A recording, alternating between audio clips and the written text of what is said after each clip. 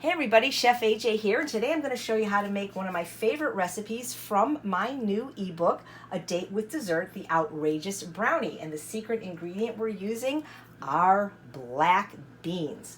So let me show you how to make it. So you want to start with a food processor fitted with what's called the S blade because it looks like the letter S.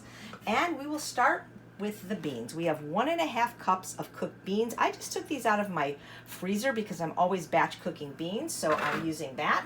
But you can certainly use canned beans. I prefer to get salt-free beans in a BPA can. This is exactly 1.5 cups as well. You will want to drain and rinse them. I'm going to be adding 1 cup of date syrup from I Love Date Lady. And if you go to their website, which is ilovedatelady.com, I have a discount code for, I believe it's 10 or 15% off. I'm sorry, I don't remember the exact number. If you use my name, Chef AJ. So I'll show you in a minute what date syrup looks like. It's made from just dates right here. I like to get the large bottle.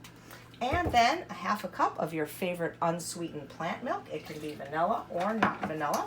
And then I'm going to just puree this in the food processor fitted with the S blade.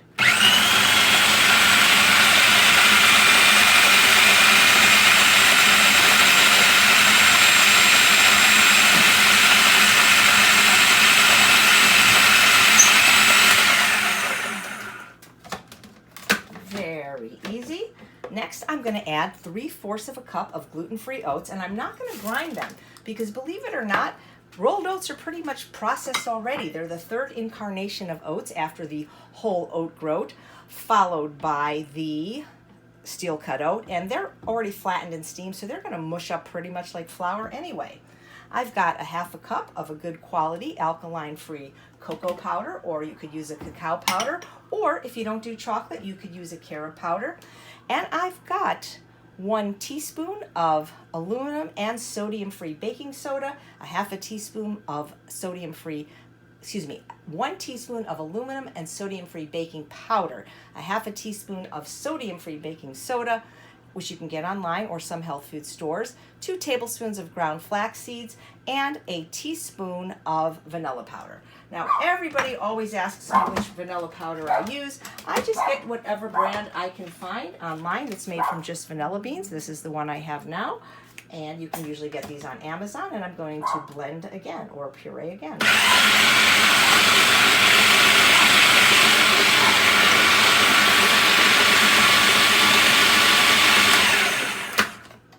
And that's all you do. And now I'm going to pour it into a 8 or 9-inch silicone baking pan, which I do recommend if you are interested in continuing to do oil-free baking of any kind you get. You could also line a dish with parchment paper, but that's a little bit wasteful because you have to keep reusing it, and we want to think about the environment as well as our health and the health of the animals. So I've got this beautiful spatula that was a gift from Catherine. Thank you so much. And I'm just going to pour it in like that. Now, this is all you need to do, and this will make a delicious brownie.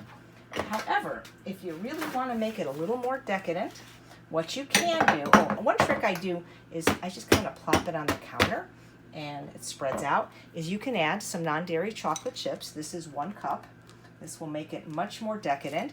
The chocolate chips that I've recommended using, which I learned from my pastry chef mentor, Eric Lechasseur. If you remember, I was an executive pastry chef at Sante Restaurant in La Brea for 5 years, was to use the Sunspire, which are grain sweetened.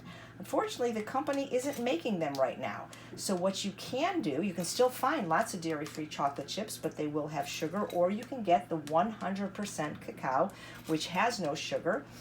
It just won't be very sweet. But again, this is just an optional extra decadent step that makes them just even more delicious. I'm making this for a family with 3 teenage boys. They're not following the Ultimate Weight Loss Program, so I'm not really worried about it. I personally do not eat these desserts myself.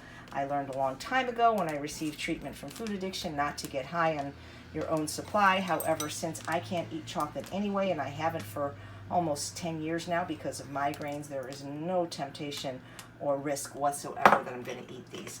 And I just like to add 1/2 cup of chopped pistachios. because the green makes them look really pretty, and they seem to go really, really well with the chocolate. So you sprinkle these just around. I have this little tool that you might have seen me use on some of my other broadcasts. It's I believe it's called the Power Chef Pro from Tupperware.